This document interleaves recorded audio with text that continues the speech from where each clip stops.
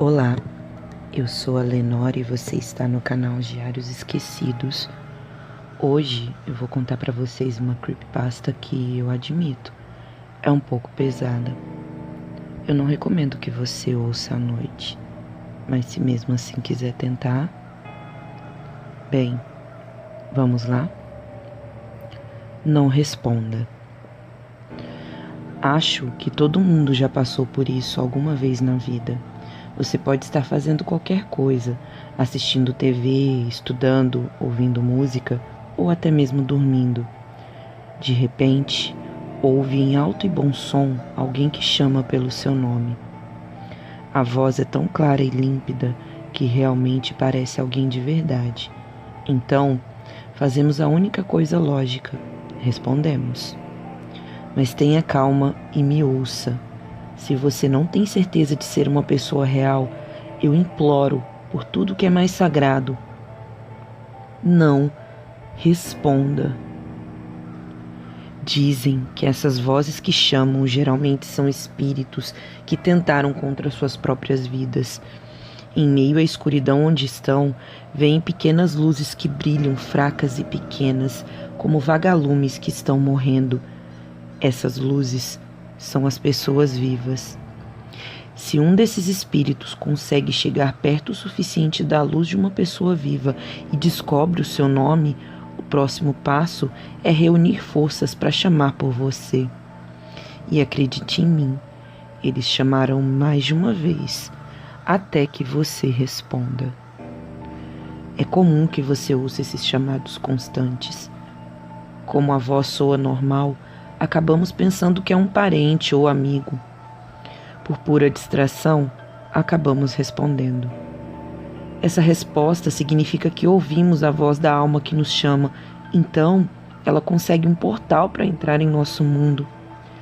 Quando esse espírito perdido se aproxima de nós, dificilmente nos largará, pois nos tornamos a única coisa que eles conseguem ver. Agora, vou contar a história de uma moça que foi descuidada o suficiente para abrir um portal e atrair para perto de si uma alma errante. Vamos chamá-la de Amy. Amy morava só havia pouco tempo. Sua vida tinha acabado de ter uma grande reviravolta. Há poucos meses, havia se separado de um namorado abusivo, controlador e violento. Seu sofrimento durou longos 3 anos e uma noite, depois de ser maltratada mais uma vez e praticamente com a roupa do corpo, ela fugiu.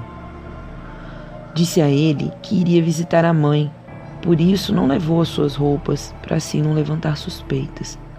Precisou se mudar para um local muito distante, para outra cidade, e por medo avisou apenas a poucos amigos.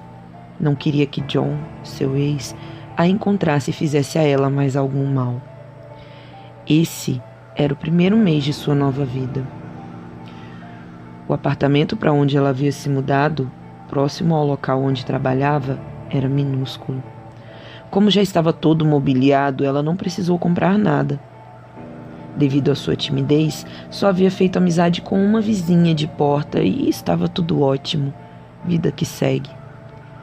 Mas prestem atenção ao que eu vou falar nesse momento. Dizem que não é bom morar nesse tipo de local. Geralmente, todo o ambiente fica impregnado com as energias do antigo morador. Muitos espiritualistas, inclusive, recomendam que você faça uma limpeza espiritual antes de se deitar em uma cama que foi longamente utilizada por outra pessoa. Mas essa não era uma preocupação de Amy. Tudo que ela queria era começar de novo e não se preocupar com absolutamente nada, nem deste e nem do outro mundo. O que ela não sabia era que, naquela mesma casa, encolhida num canto escuro e chorando de desespero, também havia outra pessoa. Bem, quase uma pessoa. A antiga moradora, Julie, em mais de 10 anos, nunca havia saído de lá. Porém, não se engane, ela não podia ser vista com olhos humanos.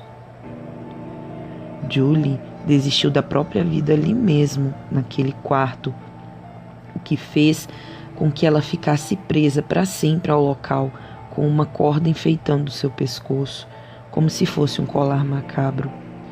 O motivo fora um amor perdido, talvez a maior besteira que alguém possa fazer. Ele seguiu a sua vida, casou-se e teve filhos. Ela ficou eternamente no escuro, cercada de sombras, gemidos e gritos vindos de todas as partes, de bocas que ela não conseguia ver. Por puro medo, Julie passou anos no canto daquele quarto, encolhida atrás da cômoda, chorando e rezando para que houvesse um perdão para sua conduta. Mas isso nunca acontecia. Muitos moradores passaram por aquele apartamento antes de Amy, mas nem eles viam Julie e nem Julie os via. Para que se vissem, era preciso que compartilhassem de alguma semelhança, alguma tristeza ou trauma que pudesse ser um elo. Se você já ouviu que os opostos se atraem, esqueça. No mundo das sombras, os semelhantes é que se atraem.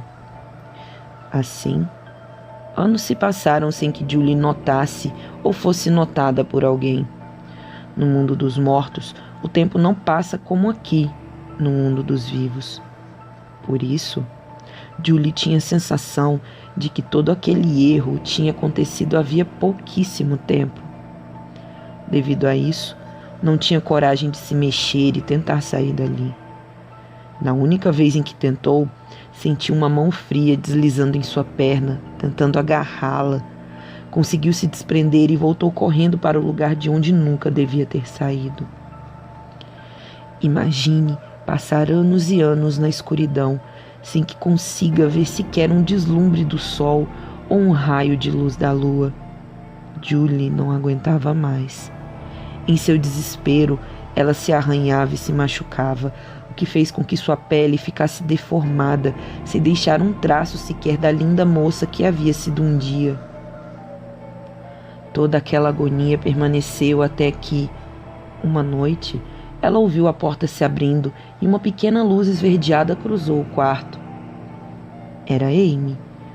Julie mal pôde acreditar que, enfim, poderia pedir ajuda. Por dias, seguiu a pequena luz sempre que ela entrava no aposento, como uma mariposa que se debate contra um lustre, mas a chama era muito fraca e ela não se fazia ser notada. Julie gritou, esperneou, se rasgou, arrancou os cabelos e tentou tocar a pequena luz com as mãos, mas ela escapava por entre seus dedos. Porém, não desistiu.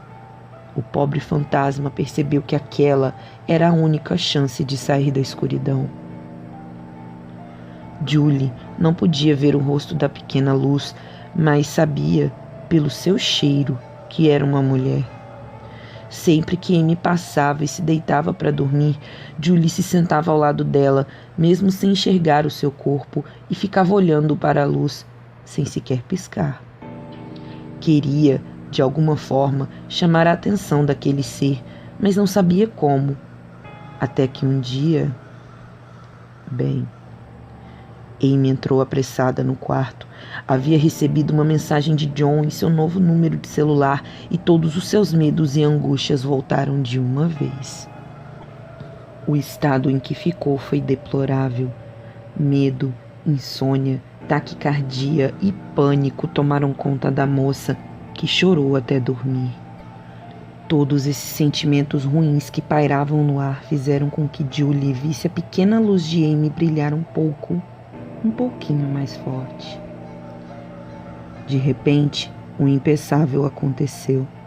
Ali, diante dos olhos do espírito errante, se formou no ar, em pequenas faixas de luz, as letras A, M e Y. A, M, Y. A, M, Y. Amy! Então esse era o seu nome. Quando descobriu o nome da infeliz Amy e o pronunciou, Julie passou a vê-la, assim como mágica. Seu rosto, seu corpo, seus cabelos, chegou a pensar até que eram bem parecidas. Mais do que depressa, Julie abraçou Amy e não soltou. Naquela noite, depois de tanto tempo, o espírito dormiu em cima do corpo cansado de Amy. Não pensem que Julie era ruim. Entendam que era a primeira vez que ela via alguém desde que tinha cometido aquela besteira há mais de 10 anos. O sono daquela alma foi tão profundo que nem sequer percebeu quando Amy levantou e partiu para o trabalho, deixando-a de novo na escuridão. Mais do que nunca, Julie se desesperou. Ela precisava de Amy. Durante o tempo que passou sozinha, Julie começou a caminhar pelo quarto, esbarrar em todas as coisas, derrubando várias delas e mudando-as de lugar, mesmo sem querer. Conseguiu, no escuro, tatear até encontrar o rádio que ela ligou e deixou no volume máximo, pois não queria mais ouvir as vozes que a cercavam. Com cada vez mais ansiedade, se bateu e se arranhou, gritando pelo nome de Amy. Onde ela estava? Por que ela não estava ali? Depois de horas que pareceram anos, Amy voltou. Julie viu então a pequena luz cruzar o quarto.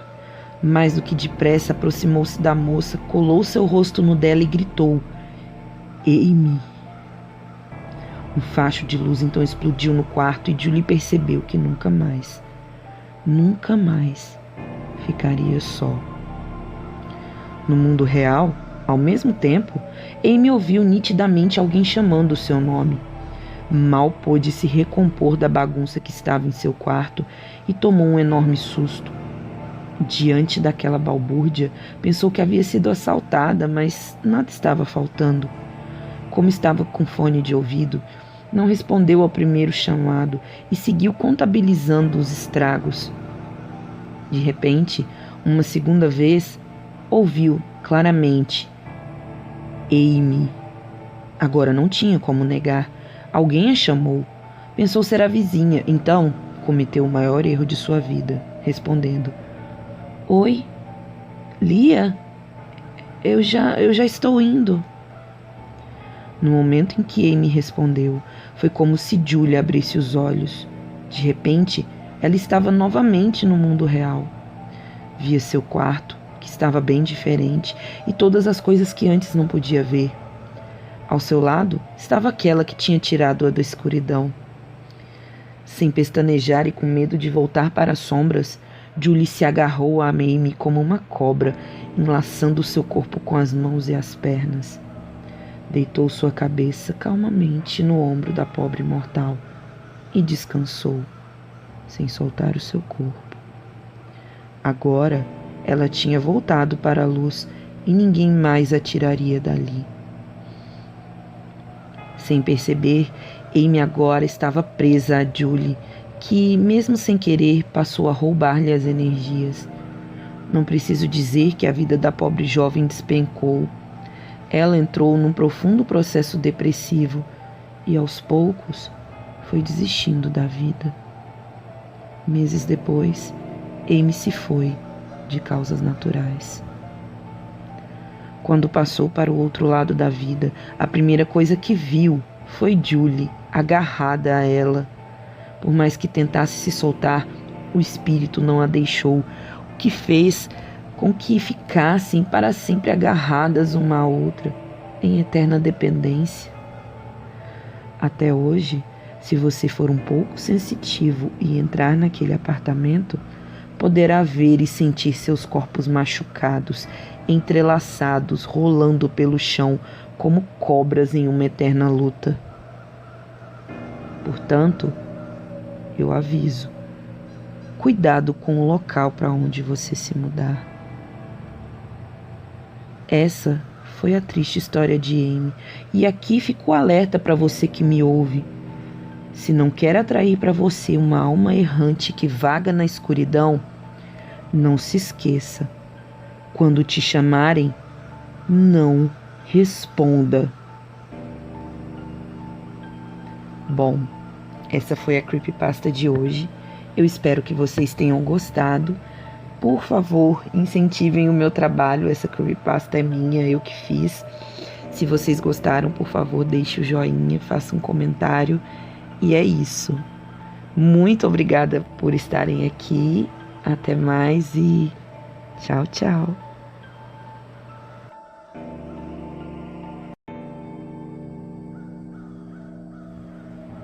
Olá, eu sou a Lenora e você está no canal Diários Esquecidos. Hoje eu vou contar para vocês uma creepypasta portuguesa, ela é um pouquinho antiga, eu adaptei. E se você gostar, eu peço que já deixe o joinha, faça um comentário e me ajude a sair do flop. Bom, vamos lá? Eu tenho saudades tuas. Eu adiei o maior tempo possível para ter um celular. Não tinha outra boa razão para tê-lo, além dos altos custos, penso eu. Como eu estava começando a me virar sozinha na vida, não tinha como pagar uma alta conta mensal. Eu era a única dos meus amigos que ainda dependia de um telefone fixo e isso deixava todos eles loucos. Decidi esperar até o meu 25º aniversário, quando finalmente eu senti-me suficientemente segura para comprar um para mim. Todos os meus amigos acharam graça, mas dava para notar que eles estavam aliviados. Para ser honesta, eu também estava bem satisfeita. Como pude perceber com o tempo, os celulares são ridiculamente úteis. Quem diria? Eu fiquei sem receber nenhuma mensagem até passar mais ou menos um mês desde que eu havia comprado. A primeira mensagem que recebi foi de um número desconhecido e estava escrito apenas: "Eu tenho saudades tuas". Eu fiquei confusa. Que tipo de mensagem estranha seria essa? Parecia-me um pouco dramática até, e foi quando eu percebi. Um ano antes, eu havia terminado com o meu ex-namorado caloteiro. Lembro-me que ele era muito infantil. Ele queria que eu cozinhasse, limpasse, marcasse suas consultas no médico e, além disso, queria que eu lhe desse. Sim, que eu lhe desse metade do meu salário todos os meses, já que ele não achava necessário ele próprio arranjar um emprego. Eu não devia ter ficado tanto tempo com ele, eu sei, mas eu estava apaixonada e, confesso, ele era um homem lindo. Bem, um dia, já cansada, quando percebi, expulsei-o como todas as outras namoradas / vítimas dele fizeram antes. A minha teoria era de que ele espiou meu Facebook ou que havia implorado a algum dos meus amigos para lhe dar o meu número.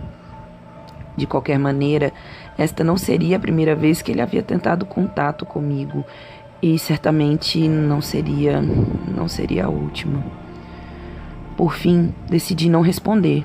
Primeiro, eu sabia que ele ia tentar manipular-me se lhe desse oportunidade, como ele sempre fazia. Segundo, era muito satisfatório para mim fazê-lo se sentir desprezado. Os meses seguintes pareciam confirmar as minhas deduções. Os seus ataques não eram constantes, mas eram sempre apelos vagos que pareciam indicar que ele precisava de um novo lugar para morar e que não encontrava nenhum. Não foi surpresa quando ele tentou contactar-me primeiro, já que eu fui a mais leal e a mais duradoura de todas as suas namoradas. E também eu tinha sido a mais ingênua. Eu era o alvo perfeito.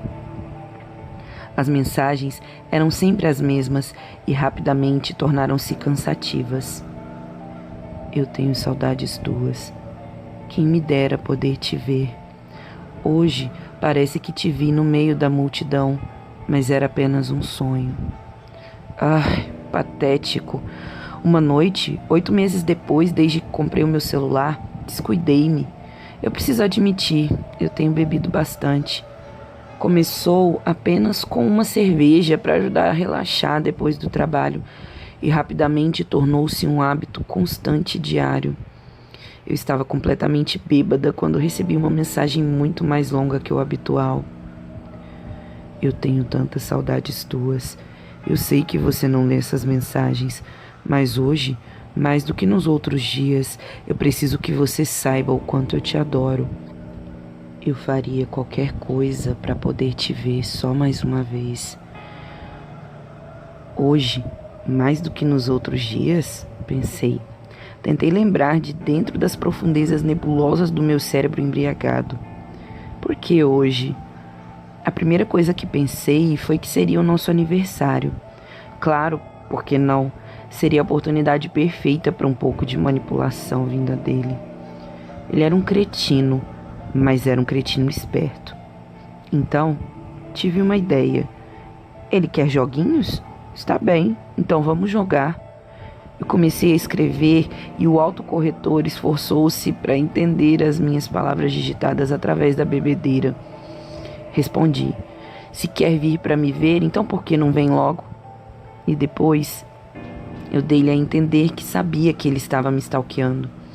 Você sabe muito bem aonde me encontrar. Enviei e, com isso, mudei totalmente o meu destino. Quando acordei na manhã seguinte, havia 13 chamadas não atendidas. Eu tentei lembrar-me que merda eu tinha feito na noite anterior. Assustei-me quando vi o meu histórico de mensagens e isso fez com que a noite anterior voltasse toda na minha cabeça. Bem, pelo menos eu não tinha atendido o celular, pensei. Silenciosamente, rezei para que ele não me escrevesse ou telefonasse outra vez, mas temia que tinha provocado a sua raiva. Para meu alívio, ele parou de me mandar mensagens. Por uma semana, o meu celular ficou alegremente livre dos seus assédios. Eu estava secretamente satisfeita e até tentei agradecer ao meu eu bêbada do passado pela sua ingenuidade. Na semana seguinte, no entanto, bateram à minha porta.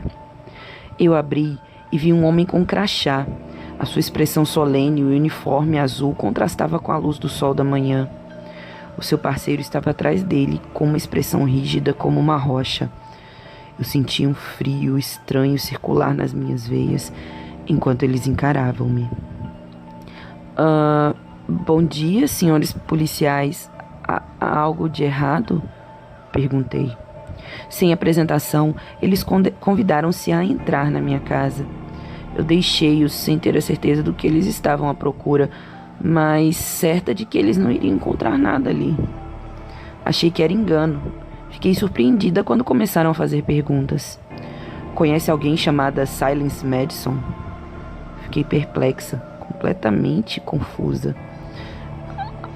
Acho que não. Por quê? Encontramos uma série de mensagens enviadas para o seu celular. Encontramos apenas uma resposta da sua parte. O agente mais novo mostrou um print das mensagens que eu recebia, juntamente com a minha resposta embriagada. Comecei a ter noção da realidade quando o agente mais velho perguntou: Você recebeu estas mensagens? Sim, respondi. Rapidamente completei. Mas elas eram de um número desconhecido. Eu pensei que eram do meu ex-namorado. E foi por isso que mandou essa resposta? Eu estava começando a ficar nervosa. Bem, sim. Achei que iria fazê-lo parar. Eu estava um pouco bêbada, então talvez não tenha sido a melhor decisão. O agente mais velho suspirou. Ai, parece que houve um acidente bastante infeliz. Como assim? Ele respirou fundo e abriu a boca. Bom, vou lhe contar a história. Silence teve um primeiro ano de faculdade muito duro. As aulas eram difíceis, ela não se integrava. Sua vida era um caos de estresse e papelada. E quando ela achava que podia piorar, a sua melhor amiga de infância, Raquel Wagner, morreu num acidente de carro. A morte foi rápida, mas a dor de Silence, não. Ela ficou mais reservada ao longo do semestre. A sua família e amigos lamentaram a morte de Raquel, obviamente, mas todos seguiram com suas vidas como de costume. Silence, por outro lado, não conseguia seguir em frente. Não queria deixar a sua amiga no passado. Ela tentou lidar com isso, realmente tentou. Ela tentou mostrar que estava feliz quando ia para as aulas, mas lentamente afogou-se na escuridão que parecia não ter saída. E quando essa escuridão era verdadeiramente grossa, sufocante e insuportável, ela mandava mensagens ao antigo número da Raquel. Um gesto inútil, mas algumas vezes isso trazia-lhe algum conforto. No aniversário da morte de Raquel, quando ela estava no seu pior dia, finalmente teve uma resposta. Se quer vir para me ver, então por que não vem logo? Você sabe muito bem onde me encontrar. Ela tentou telefonar, mas nem sequer recebeu uma resposta da caixa postal. Bom, isso é porque eu não tinha configurado, não tinha deixado uma mensagem na caixa postal. Então, ela fez a única coisa lógica que ela poderia fazer. Pegou um punhal, Pediu para sair mais cedo do trabalho e abriu as suas veias para a possibilidade do infinito. Eu cometi um erro terrível naquela noite, um erro que acabou com a vida de alguém. O pai dela nunca me perdoou, não importa quantas vezes eu pedisse desculpas. A mãe tinha um ódio profundo de mim. Eu entendo que, para ela, eu fui um empurrão final para a morte de sua filha.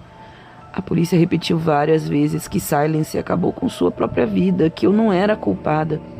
Mas dentro de mim, as sementes da culpa espalharam-se pelo coração, crescendo como ervas daninhas que não davam para arrancar. Passou-se um longo ano. Consegui me recompor e continuar com a minha vida, apesar de ter a sombra da morte de Silence a assombrar-me. Não importa o que eu faço, eu simplesmente não consigo esquecer-me dela. Não importa o quão longínquo o incidente pareça. Ontem foi o seu aniversário. Dei o meu melhor para passar por esse dia, fingindo que nunca tinha ouvido esse nome, que não conhecia essa história.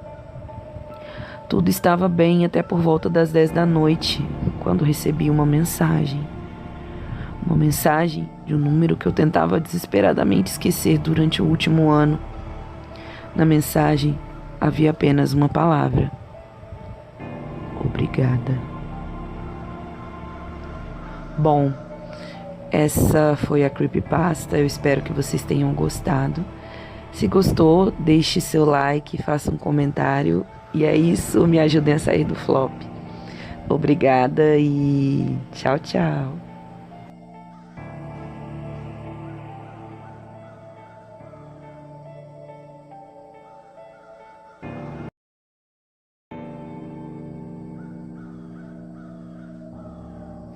Olá, eu sou a Lenora e você está no canal Diários Esquecidos. Hoje eu vou contar para vocês uma creepypasta um pouco antiga. Ela foi retirada direto do Reddit, eu mesma traduzi e adaptei. E é uma das minhas favoritas e eu espero que vocês também gostem. O nome dela é O Desaparecimento de Deborah Kane.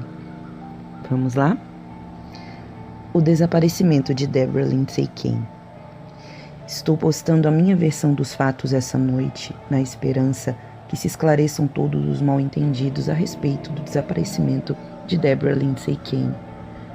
Faço isso por minha conta e risco. Caso não entendam ou não aceitem o que eu tenho a falar, nada disso importará depois dessa noite. Considerem essa carta como a minha patética tentativa de desculpas. Apenas. E tudo depois da maldita fita que foi encontrada na casa abandonada. Bem, por mais que seja difícil admitir, tudo o que aconteceu é meio que minha culpa mesmo. Bom, preciso começar. Deborah Lindsay Kane. Essa era a verdadeira identidade da blogueira Sugar Cane, uma menina ruiva e delicada que se vestia de maneira simples, sem muita vaidade, às vezes até mesmo parecida com um garoto. Sua irmã Peyton a descrevia como uma pessoinha difícil se você não a conhecesse, cheia de opiniões polêmicas, mas, no fundo, uma doce pessoa, apenas esperando uma desculpa para se abrir com alguém. Adorava cerveja e Sprite e sentia muita falta de seu pai, que havia morrido em 1991. Bom, agora vou falar sobre o início de tudo. Deborah começou a sua carreira com uma página de humor quando uma amiga convenceu-a a criar uma conta no MySpace. E ela usava essa conta para postar imitações e, de certa forma, ridicularizar alguns conhecidos. Depois de certo tempo, ela ficou tão boa naquilo que se tornou especialista em menosprezar as pessoas, mas de um jeito divertido, digamos assim. Além disso, sempre ficou conhecida por fazer reviews de livros, revistas em quadrinhos, filmes e até mesmo de e-mails de haters que ela recebia de sua crescente rede de leitores. Com o tempo, Deborah percebeu que algumas pessoas realmente gostavam do que ela escrevia e, na metade de 2005, aposentou sua conta no MySpace e começou seu próprio site de humor, o Sugarcane Junction. Ela achava que blogs eram um desperdício de tempo feitos por pessoas carentes, egoístas e sem conteúdo. mas devido ao pouco aumento de fãs, acabou criando esse blog para si mesma. Com o seu humor ácido, ela tinha um público razoável, mas isso faz tanto tempo que quase ninguém se lembra dela mais.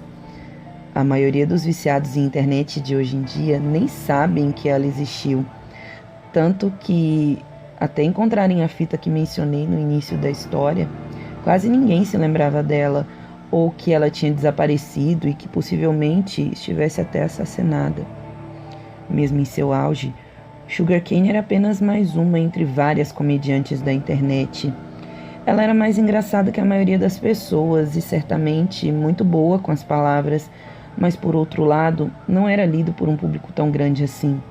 Tanto que, por anos, as circunstâncias a respeito do seu desaparecimento eram mencionadas apenas nos mais obscuros tópicos de alguns fóruns da internet, e ela teria sido esquecida por completo se alguns funcionários públicos não tivessem encontrado, na última segunda-feira, a fita, a bendita fita cassete gravada.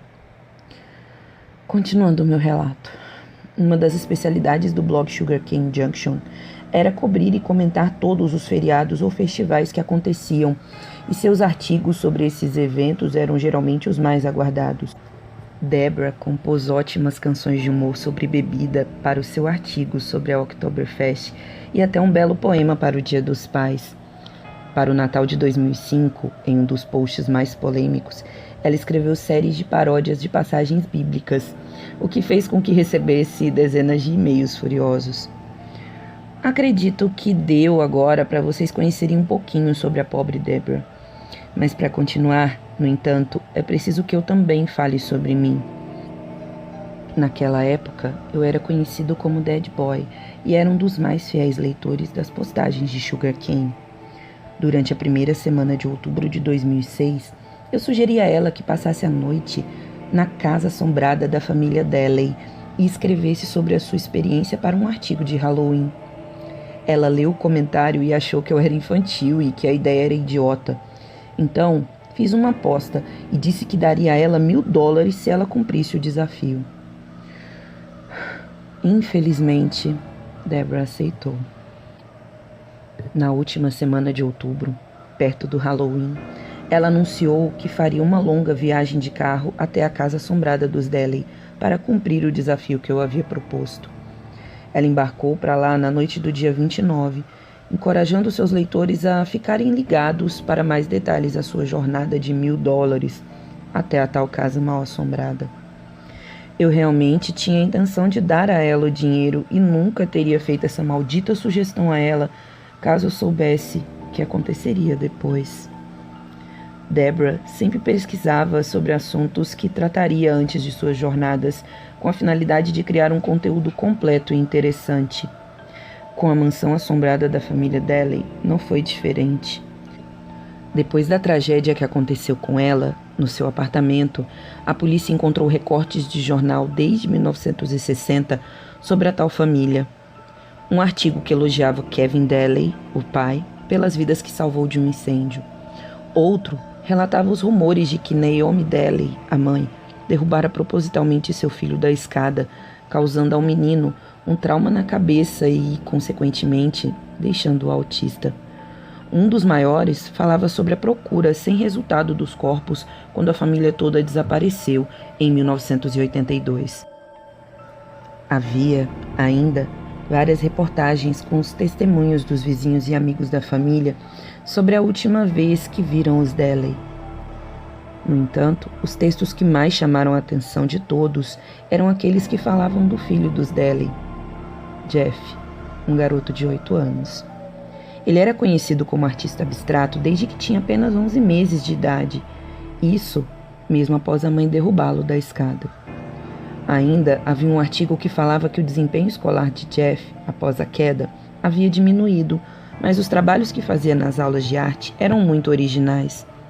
A maior parte de seus quadros representavam reinos abstratos em formas retorcidas e sombras ameaçadoras. Ele afirmava que os sussurros o faziam desenhar essas coisas. A única explicação que ele tinha para esses sussurros foi gravada uma vez. Eles me seguem por toda a minha casa. Eu não consigo vê-los, mas eu sei que estão lá. Aqui, devo dizer que não acho que Jeff Dalley estava viajando ou sonhando. Na minha opinião, seu subconsciente era a porta para outros mundos, e talvez sua mãe soubesse disso e por isso tentou matá-lo. Não sei. Vendo tudo com os olhos de hoje, eu realmente gostaria que ela tivesse tido sucesso nessas tentativas. Agora que vocês sabem bem quem são os Dalley, vou falar um pouco mais sobre a família nos meses antes da tragédia. Os colegas de trabalho de Kevin, o pai, achavam que ele ficou paranoico e o descreveram como nervoso, constantemente no limite, como se estivesse sendo perseguido por um lunático e não pudesse despistá-lo.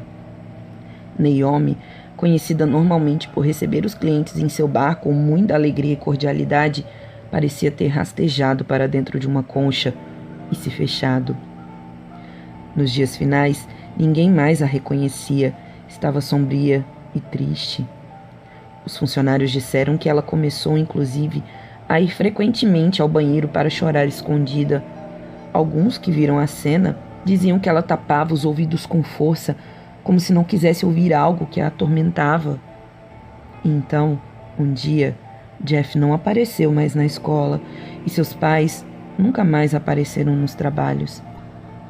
Foi algo tão repentino que alguns disseram que eles haviam desaparecido no ar.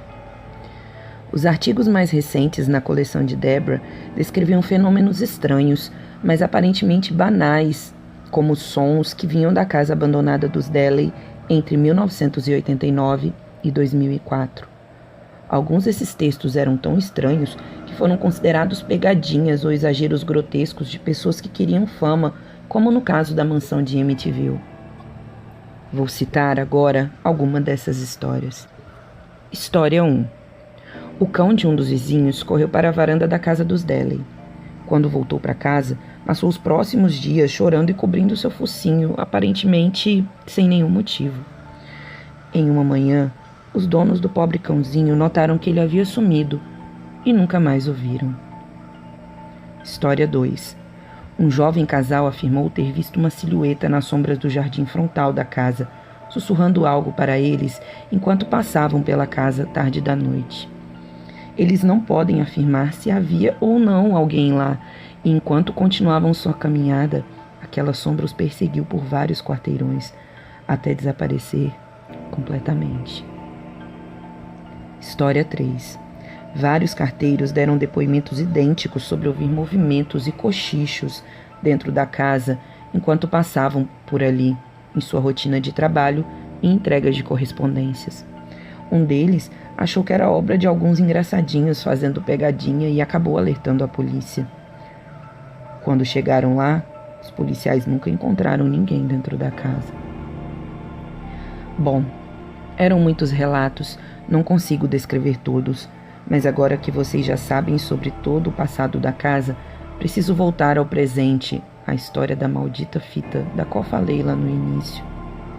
No começo dessa semana, funcionários da prefeitura estavam preparando a casa para demolição quando descobriram a fita debaixo de uma velha escrivaninha. Um deles alertou sobre a história das pessoas desaparecidas e eles então deram a fita para a polícia. O oficial que a recebeu, um amigo meu, o qual o nome não será revelado, tinha sido um fã da Sugarcane. Eu passei uma tarde inteira na casa dele ouvindo a gravação. Para espalhar a história pela internet e alertar as pessoas, eu transcrevi as gravações encontradas na fita para o meu próprio blog. Vou colocar algumas abaixo. Ouça por sua conta e risco. Gravação 1. A fita começa com 15 segundos de silêncio, quebrados por uma voz rouca feminina. Não acho que eu tenha vindo alguma vez para esse lado da cidade. Tive que parar em um restaurante para pegar informações porque eu consegui me perder por essas ruas que parecem todas iguais. Falta apenas mais 1 hora de viagem e será por volta de meia-noite quando eu chegar ao local. Eu falei para a moça que me atendeu que eu estava indo visitar uma amiga minha que morava na vizinhança, perto da casa dela, e ela ficou feliz por poder me ajudar. Imaginei que ninguém ficaria muito contente se eu ficasse falando para todos que eu passarei meu final de semana invadindo a casa dos outros. Mesmo que os Dele estejam bem mortos, né, e provavelmente não dariam a mínima. Silêncio por 8 segundos. Suspiro. Eu me sinto tão boba por estar fazendo isso, mas vendo pelo lado positivo, eu vou conseguir pagar meu aluguel mês que vem. Agora são 11 da noite em ponto. Demorei a eternidade para encontrar essa casa estúpida. Sempre entrava nas ruas erradas. Bom, pelo menos é difícil perdê-la depois que finalmente a encontrei. O jardim frontal é uma selva de videiras e 3 pés de grama infestados de milhões de espécies de insetos, acho que jamais vistos pelo ser humano. Você não consegue nem ver a porta de entrada pela rua durante a noite porque as sombras das plantas a engolem. Estacionei a 2 quarteirões de distância e andei até aqui. Vou procurar uma janela em que eu possa escalar e entrar na casa. Não quero precisar alcançar a porta de trás, pois isso levará a eternidade no escuro. Falarei mais quando entrar. Gravação 2. Um tempo depois, é possível ouvir passos ocos sobre as velhas tábuas de madeira, uma série de batidas distorcidas enquanto o gravador sacode violentamente. Silêncio por 16 segundos. Ai, tropecei. Uau, é um breu aqui. Onde está a minha maldita... Silêncio, arrastado pelo próprio minuto, em mais passos. Suspiro profundo.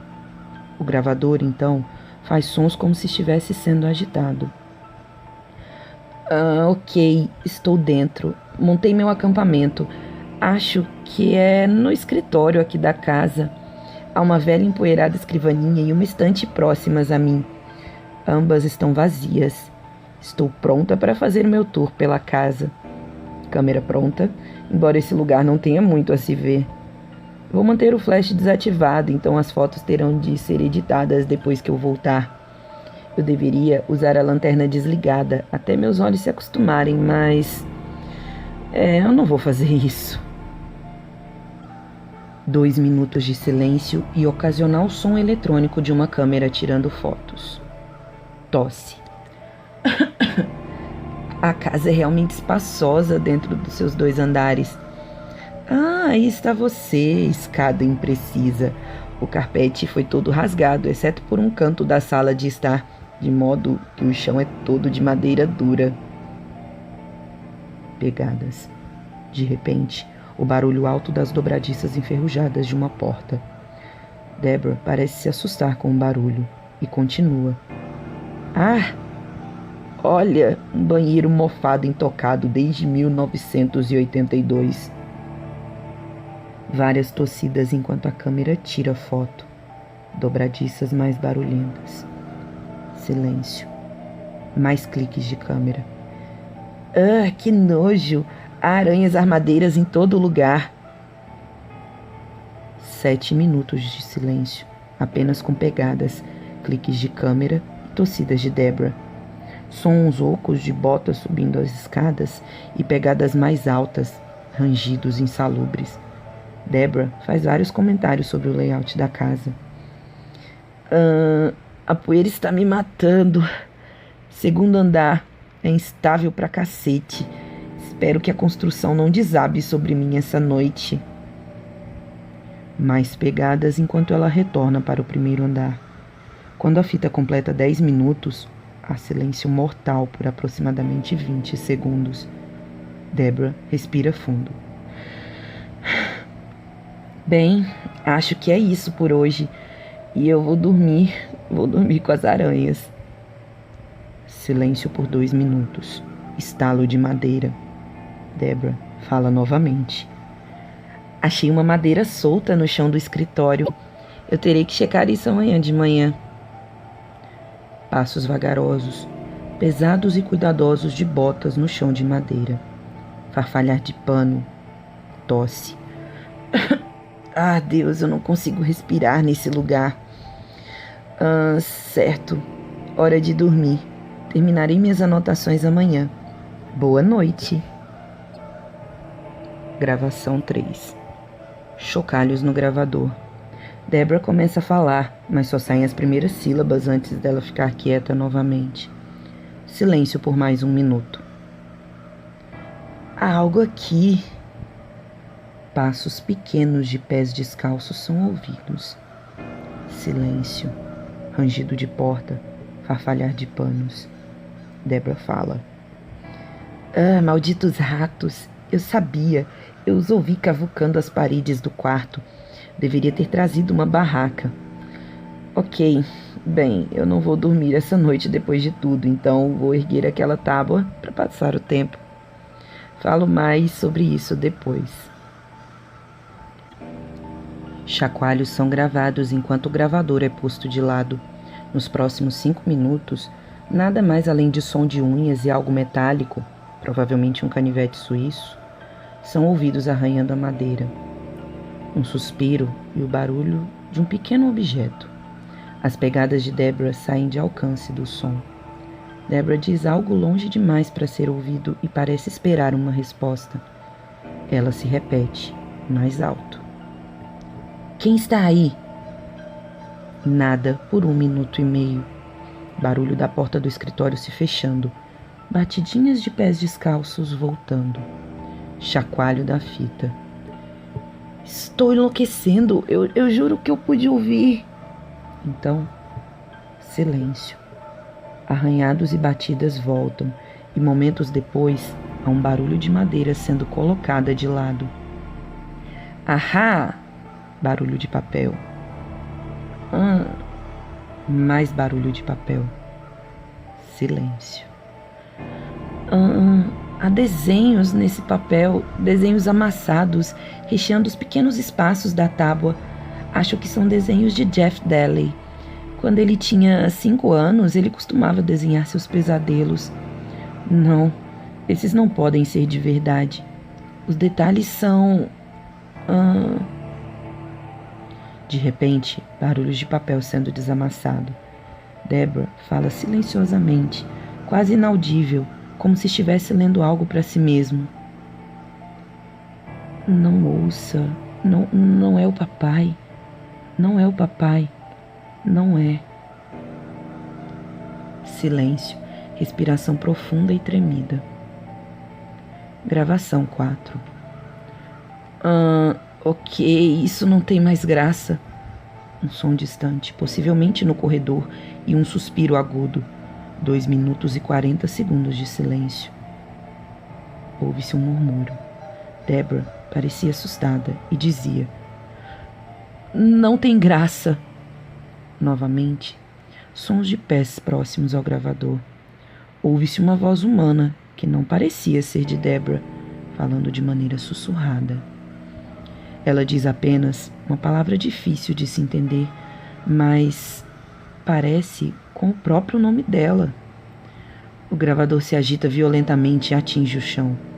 Agora, a voz de Deborah gritava: Não tem graça! Pare com isso! Silêncio. Batidas de pés descalços deixando o quarto. Lembre-se que Deborah estava de botas. 3 minutos passam sem barulhos, exceto por baques periódicos dentro da casa e Deborah gritando ao longe, com raiva. Os passos voltam. Batida forte com a porta do escritório. Soluçar baixo, bem perto do gravador. Nada mais por outro minuto. Então, é possível ouvir a voz de Deborah falando muito baixo para que seja registrado no gravador. Sua garganta parecia estar apertada. Os soluços param enquanto Deborah abruptamente prende a respiração. A voz sussurrante fala de novo, baixinho, de dentro do quarto agora. Pés se debatendo no chão. A janela do escritório guincha enquanto é aberta. O resto da fita é só silêncio.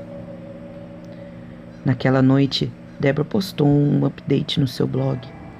Não havia nenhum traço de sua narrativa divertida, como era de costume. Várias frases eram apenas maldições e xingamentos. Ela queria que eu me desculpasse por algo que ela achava ter sido uma perversa pegadinha de Halloween. Na cabeça dela, eu tinha ido até a casa dos Dalley para assustá-la.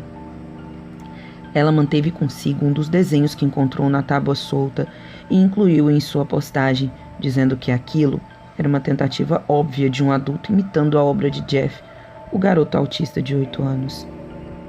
Desenhado inteiramente em giz de cera preto, parecia uma caricatura de uma sala de estar feita por Salvador Dalí.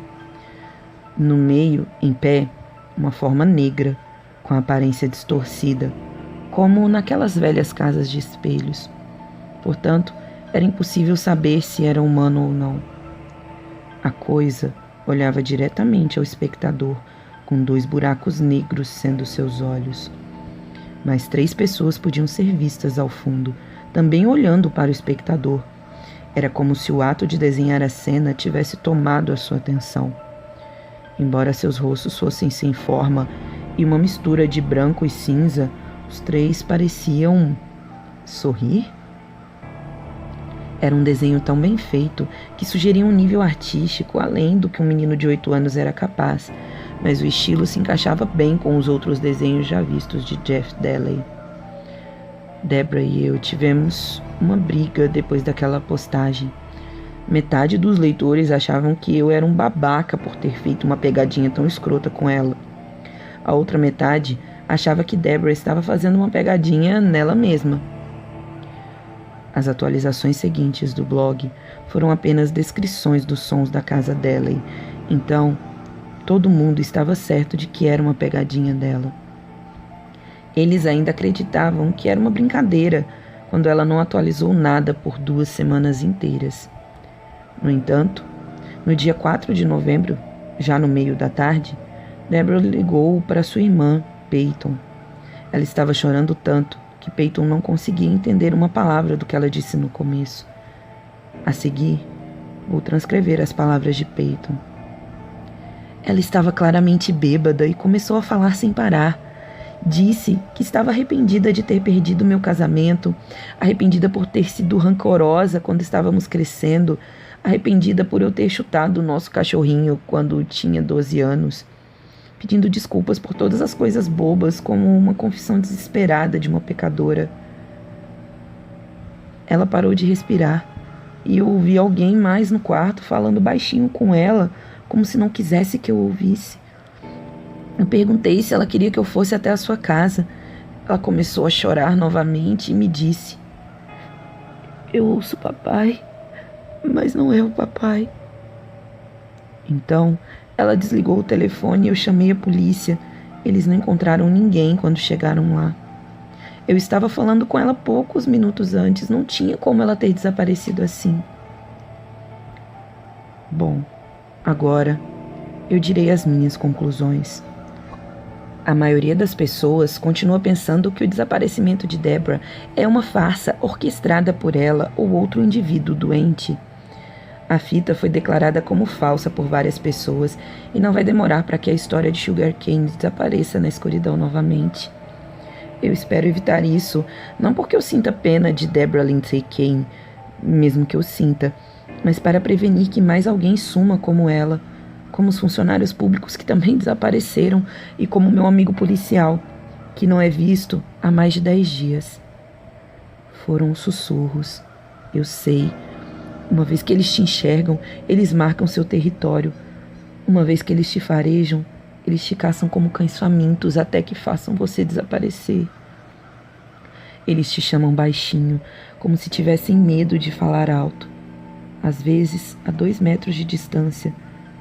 Às vezes, do seu lado. Eles imitam pessoas próximas a você, talvez porque acham que assim é mais engraçado. Mas você não consegue deixar de ouvi-los ou sequer pode calá-los. A única coisa que pode fazer é acabar com seu próprio sofrimento antes que eles te arrastem para onde diabo seja o lugar onde Debra também foi levada. Agora, sinto que chegou o meu momento de partir. Minha mãe tem me chamado o tempo todo na última hora, mas só tem um problema. Ela já está morta há 5 anos. Não mexam com aquilo que vocês não conhecem. E mais do que isso, não dê ouvidos às vozes que falam na sua cabeça. Fim.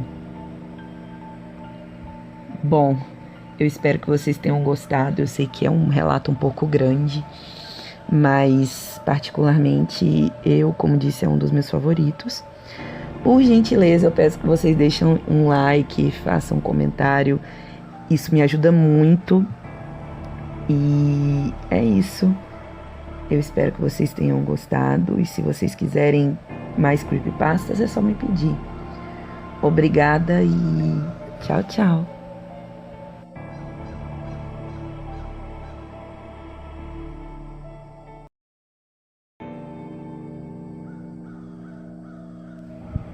Olá, eu sou a Lenore e você está no canal Diários Esquecidos.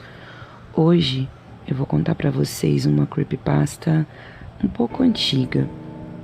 Ela foi postada originalmente no Reddit. Vamos lá? Cemitério Night Springs. Um sol laranja tecia seus últimos raios no céu ao se deitar no horizonte, iluminando fracamente Night Springs. Simon Willis, na meia-idade, aproveitava essas luzes finais para olhar para o túmulo de sua mãe e pensar sozinho. Não lhe restava muito tempo. O cemitério ficava perigoso depois da noite. Não por alguma razão misteriosa, se você julga assim ser, mas sim por ele ser rodeado por uma floresta e ser o único lugar em toda a Pensilvânia a ter registros de lobos selvagens por perto. Você sabe dos lobos, não sabe? Simon pulou ao ouvir a voz e virou seu corpo com raiva para o intruso. Ele conseguiu se acalmar ao reconhecer o velho de aparência gentil como o coveiro do cemitério. Sua raiva gélida derreteu logo que ele viu que o homem ergueu as mãos em um gesto de desculpas. Desculpe-me, não queria lhe assustar assim. Achei que minhas velhas pernas barulhentas haviam me denunciado há mais de 1 quilômetro atrás. O velho riu baixo e continuou a se aproximar, ao que Simon se permitiu um levíssimo sorriso de canto de boca após todo aquele duro dia. Por um momento, o coveiro observou o túmulo ao lado do homem em reverência solene. Apesar de não haver apreciado a aparição de outros familiares ou amigos por perto, até gostou daquele velho homem ali por perto. O coveiro trouxe um senso de cordialidade ao luto de Simon e lhe aumentou a oficialidade de se manter parado no seu lugar, como uma estátua. O homem até parecia saber a hora certa de quebrar o silêncio. Eu cavei essa cova, sabe? Cavei todas as covas por aqui, na verdade. Mantém meu corpo mais jovem do que realmente é, disse ele, olhos brilhando com orgulho. Era verdade. Simon lembrava de conhecer esse homem desde que era criança, e ele já devia estar nos seus 80 anos ou algo assim, mas parecia estar chegando aos 60 agora. Não parecia ter envelhecido tanto assim nesses anos. Estou nesse emprego há 40 anos agora. Foi passado a mim pelo meu pai logo após a sua morte. Ele devia ter a minha idade, mais ou menos, quando aconteceu. Me chame Jeremy Carter, se está se perguntando como me chamar. Só Carter já basta. Carter, Simon repetiu vagamente. Como seu pai faleceu, se não se importa que eu pergunte? Não, tudo bem. Ele só ficou cansado de viver, suponho. Provavelmente fumou demais e enterrou boa gente demais. Aqui, ele mudou o assunto. Não sabia muito sobre sua mãe, mas a reconhecia ao saber que morava na cidade. Nunca soube o nome dela. Ouvi dizer que foi câncer. A voz de Simon soou vazia, e ele se perguntou se não seria assim para sempre agora em diante. Uma maneira terrível de se partir, morrer aos poucos. Já deve estar cansado de ouvir isso, mas meus sinceros pêsames. Carter estava certo. O obrigado que saiu da boca de Simon foi automatizado e sem sentido, como um músculo usado demais até pararmos de senti-lo. Tudo que Simon queria era fugir dessas formalidades de pêsames e respeitos e passar o luto da sua mãe em paz. Ele não sabia se um dia essa palavra voltaria a ter significado outra vez. Simon queria falar sobre a sua mãe com esse homem. Até tentou começar com ela, antes de notar que nenhuma palavra seguiria e sua garganta estava seca. De algum modo, o velho homem parecia entender isso tudo e foi aproximando o assunto de que Simon queria. Sei que sua mãe sempre viveu aqui, então você cresceu em Night Springs também, certo? A pergunta ofereceu caminho para abrir a conversa desejada, então Simon gentilmente aceitou e respondeu. Bem, eu nunca conheci meu pai, então cresci aqui sozinho com minha mãe. Então se corrigiu. Bem, não sozinho. Tem toda uma cidade, naturalmente, e eu costumava conhecer todo mundo. Minha mãe nunca teve outro filho ou se casou de novo, então sempre fomos só nós dois na casa. Simon parou por um momento, refletindo, então sentiu que precisava falar apropriadamente para honrar a memória de sua mãe.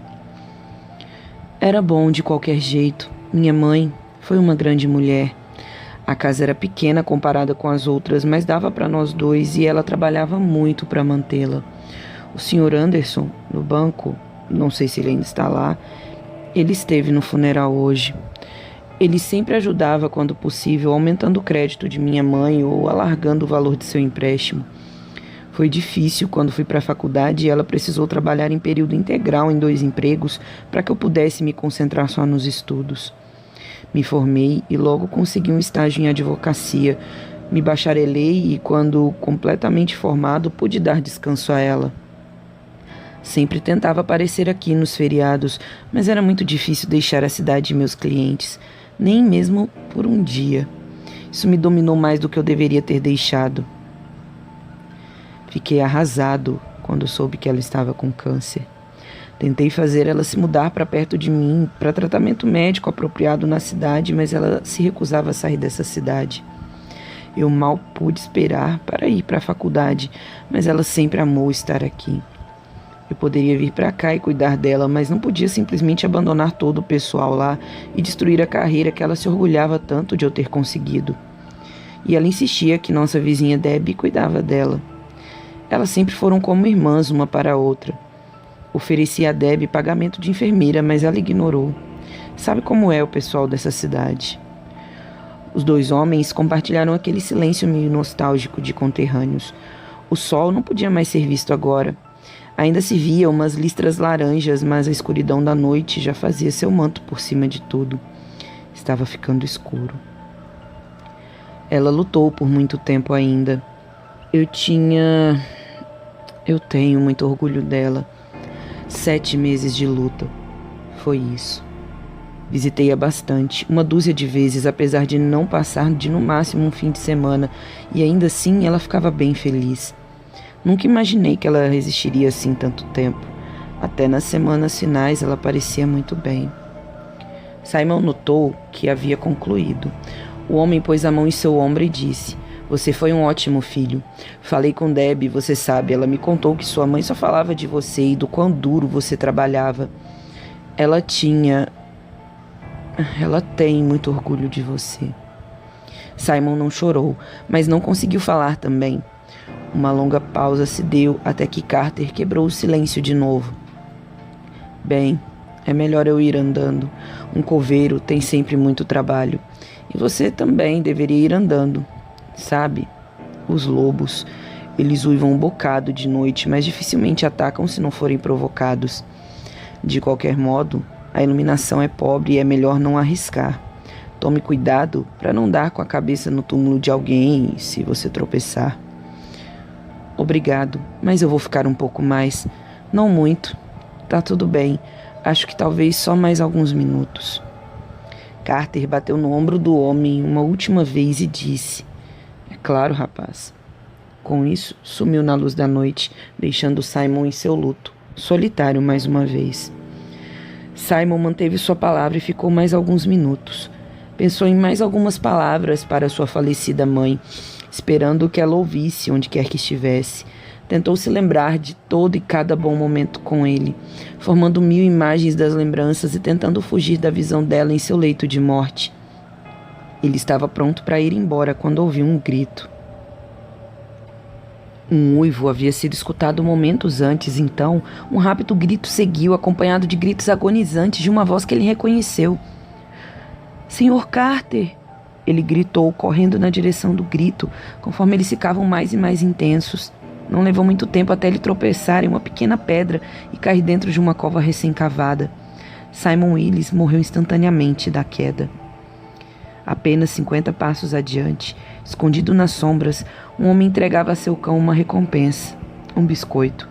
Sua garganta estava ardendo dos gritos, mas ele conseguiu dizer: "Bom garoto", para seu lobo de estimação por ter se comportado bem. Devagar e metodicamente, Jeremy Carter andou pelo labirinto de túmulos até a cova recém-cavada há algumas horas. Havia preenchido seu solo com estacas de madeira. Sacudiu a cabeça em desapontamento ao olhar para o corpo, lavado em sangue. Era um bom rapaz. Ele quase gritou para que ele parasse no intuito de salvar a vida do menino. Um pensamento estranho para Carter. Talvez ele houvesse enterrado muita gente boa. Mesmo assim, não pensou duas vezes em beber da energia remanescente do corpo do homem. Sentiu suas juntas velhas se rejuvenescerem e se fortalecerem. Talvez ele saísse desse trabalho logo, mas seu pai foi até os 120 anos e ele pretendia ir muito além disso. Estava determinado. Além do mais, um coveiro tem sempre muito trabalho. Um lobo uivou na noite conforme Jeremy Carter preenchia o buraco que havia feito no chão com terra. Bom, essa é a história. Eu espero que vocês tenham gostado. Se vocês gostaram, então deixem um joinha, façam um comentário, me ajudem a sair do flop, e é isso. Obrigada e tchau, tchau.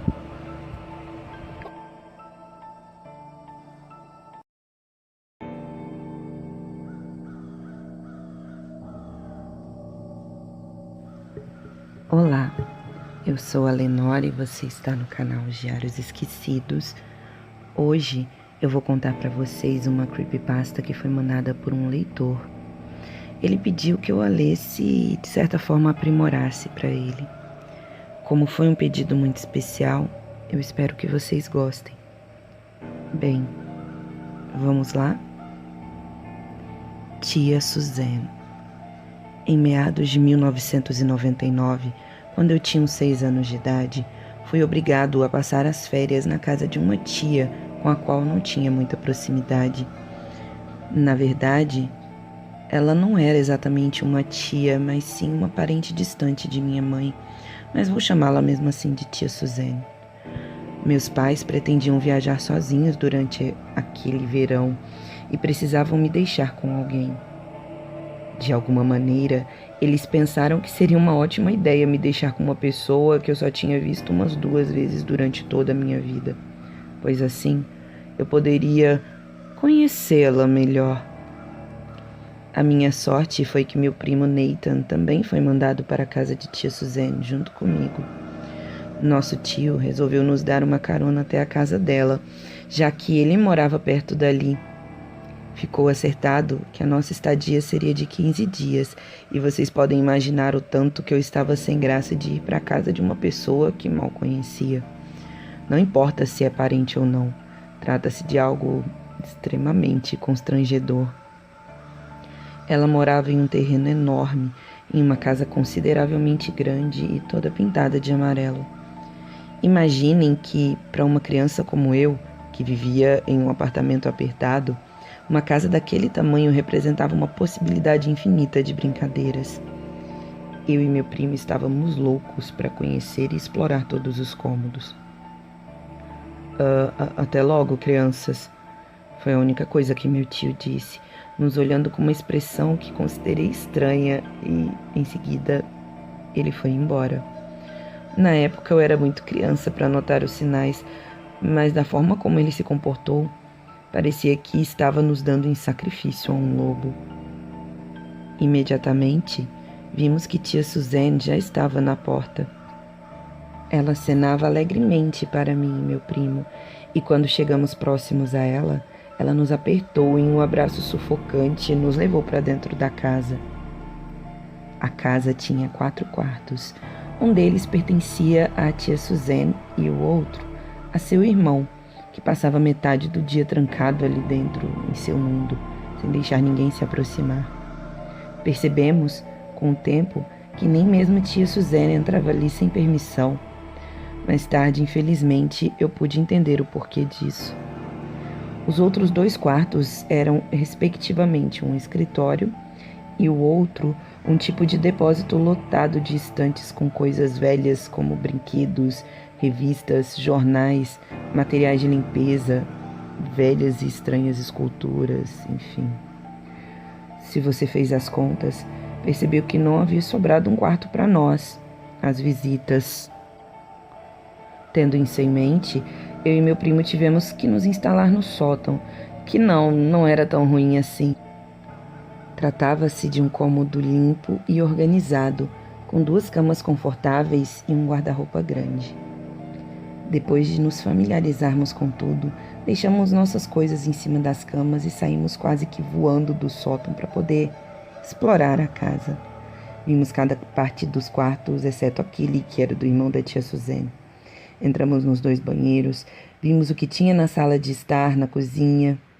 Mas o que nos despertou mais a curiosidade foi algo que havia na parte de trás da casa. Um porão daqueles antigos, com a entrada e saída pela parte de fora da residência. Para minha infelicidade, a porta do porão estava trancada. Imediatamente, corri até tia Suzane, que estava lavando a louça na cozinha, para perguntar se ela poderia abri-lo ou pelo menos me entregar a chave. Ei, tia, você poderia abrir o porão para mim? A tia, que antes demonstrava um sorriso, expressou um olhar um pouco assustado. Não, você não pode entrar lá, ela respondeu, tornando o olhar para a louça que lavava. Mas por que, tia? Perguntei, decepcionado. É porque, seu tom preocupado pareceu aos meus ouvidos infantis, que ela tinha feito algo errado e estava tentando esconder isso de mim. Em seguida, tentou disfarçar com uma voz forçada, meio aguda. Lá é muito sujo. Tem muitas aranhas, insetos, vai te deixar resfriado. Ela olhou novamente para mim e sorriu, dizendo para eu ir jogar um videogame ou assistir TV. Na hora, fiquei decepcionado. Minha alma de explorador infantil desejava mais. Eu estava me sentindo Indiana Jones e aquela negativa só atiçou ainda mais a minha curiosidade. E vocês sabem bem do que uma criança curiosa e com muito tempo livre é capaz de fazer. Bom, depois daquela conversa, eu tinha plena certeza de que tia Suzane estava mentindo para mim. A expressão e o modo de falar dela me diziam isso e, mesmo que eu fosse apenas um pirralho, consegui notar perfeitamente. Sabendo que de modo algum tia Suzane me daria a chave, eu decidi procurá-la por conta própria. Péssima ideia. Iniciei a procura no quarto cheio de tralhas e passei horas procurando algo por lá, absolutamente sem sucesso. Mais tarde, fui até o quarto de tia Suzane e tentei encontrar a chave por lá também, mas novamente a minha busca foi em vão. Enquanto isso, meu primo Nathan se contentava em jogar o velho videogame na sala de estar. Estive nessa busca implacável o dia todo e já era noite quando tia Suzane me chamou para o jantar. A comida era um bife com ervilhas e purê de batata. Não sei porquê, mas tinha um gosto diferente daquele que mamãe sempre fazia. Mesmo assim, eu tinha achado tudo muito gostoso. Depois de encher a minha pança, voltei à procura da chave e comecei a remexer as gavetas da cozinha. De repente, sem que eu percebesse a sua aproximação, tia Suzane me surpreendeu e me agarrou pelo pulso. O que você está fazendo, moleque? Ela perguntou. Pego em flagrante, não pude sufocar um grito de susto e, suando, eu encarava a expressão irritada de tia Suzane. Como ela percebeu que eu tinha ficado muito assustado, abrandou um pouco o rosto, fez uma falsa cara de boazinha e sorriu, meio torto. Oh, me desculpe, sobrinho, é que é melhor você não mexer aí, ok? Há facas e coisas pontiagudas e vai que você se machuca, disse ela. Agora, vá tomar seu banho. Sem mais o que fazer, fui para o banheiro ainda me tremendo. Enquanto eu tomava banho, percebi a ausência de meu primo. Onde estava Nathan? Saí do banheiro, me vesti e fui à sua procura. Depois de não encontrá-lo, indaguei a tia Suzane. Tia, já faz tempo que eu não vejo Nathan. Onde ele está? Ele saiu com meu irmão para fazer compras, respondeu, sem nem olhar para mim. Novamente, tive uma intuição. Eu sabia que ela estava mentindo. Mais tarde, por volta de 00:30, eu me levantei da cama, já que não conseguia dormir. Estava preocupado com Nathan, ainda me recuperava do susto que havia levado mais cedo e também não gostava de estar sozinho naquele sótão. Adivinhem o que a minha brilhante mente infantil me impulsionou a fazer? Isso mesmo, lá fui eu procurar a bendita chave. A casa estava absolutamente silenciosa. Ao que parecia, todos estavam dormindo. Confesso que me sentia mais aliviado assim. Tomando maior cuidado para não fazer qualquer barulho, fui para a sala, mexi em cada bibelô da estante, mas nada encontrei. Estendi a minha busca à cozinha, que foi revirada, mas também sem sucesso. Por fim, me restou voltar ao quarto, que era o depósito, e que também me parecia o local mais promissor da casa. Eu tentava pensar com a cabeça de uma senhora como tia Suzane. Se eu quisesse esconder uma chave e fosse uma velha, onde a colocaria? No quarto depósito, peguei um velho banco de couro de algum animal desconhecido e me voltei para a estante. Sem enxergar, fui passando a mão na parte mais alta e, milagre, me deparei com minha chave velha enferrujada. O chaveiro era uma mão fazendo a posição de figa, algo que só fui entender o significado depois de bem mais velho. Bem, tinha passado tantas horas procurando por aquilo que depois que encontrei, bateu um leve arrependimento. Era como se uma voz lá no fundo me dissesse que eu estava fazendo a maior besteira da minha vida. Mas eu já falei como funciona a mente de uma criança curiosa, né? Peguei um casaco, pois era uma noite extremamente fria, e saí para, enfim, matar a minha curiosidade. A noite estava incrivelmente clara, não havia iluminação, mas a lua brilhava tanto que não tive dificuldades em achar a porta do porão. Lua cheia. Enfiei a chave na fechadura, girei com um pouco de dificuldade e destranquei. Consegui entrar. Por fora estava claro, mas ali dentro não consegui enxergar um palmo na frente do meu nariz. Pisei um degrau, ótimo, tudo ok. Pisei 2, tranquilo. Porém, no terceiro degrau eu pisei em falso e desci todo o restante do lance de escadas rolando furiosamente. Cheguei ao chão do porão com um estrondo tão alto que tive a impressão de que toda a cidade tinha ouvido o som do meu corpo contra o concreto. Fora a dor, né? No chão, o nojo tomou conta de mim. Senti que aterrissei em algo molhado e muito grudento. Mas não era só isso. Aquele porão tinha um fedor imenso que fazia minhas narinas arderem e os meus olhos lacrimejarem. Seguindo meus instintos, comecei a procurar um interruptor, o qual, graças a todos os anjos, encontrei com certa facilidade. Porém, até hoje me arrependo de ter feito aquilo. É que, bem, foi ali que eu descobri o que eu tinha comido naquela noite. O local era como um açougue. Havia tripas penduradas, órgãos humanos conservados em formol, facões, uma serra elétrica, sangue por todos os lados e várias mesas. Olhei para as minhas mãos e aquele líquido grudento no qual eu estava todo banhado era sangue. Eu quase vomitei, mas senti que deveria continuar olhando o lugar. Em cima de uma mesa, eu vi uma imagem que ainda me persegue. Sabem o que eu vi? Meu primo Nathan, ou que havia sobrado dele.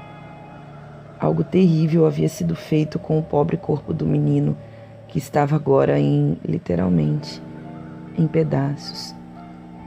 Parece que você já descobriu. Era a tia Suzane, que saiu de trás de um armário com uma faca em punho. Tentei correr, mas escorreguei e caí naquele chão grudento. Senti que aquele era o meu fim. Tentei implorar para a tia Suzane, que sorria para mim, mas parecia estar com ódio. Ela levantou a faca e correu para me atingir. Fechei os olhos, sabia que não tinha mais jeito. Foi aí que ouvi um grito e um barulho de uma faca caindo no chão. Na mesma hora, ela caiu sem vida, com seu corpo todo em cima do meu. Era o irmão dela, que havia batido com uma marreta em sua cabeça. Você deveria me agradecer por isso. Vamos. Ele me deu a mão e saímos dali. Ele imediatamente chamou a polícia.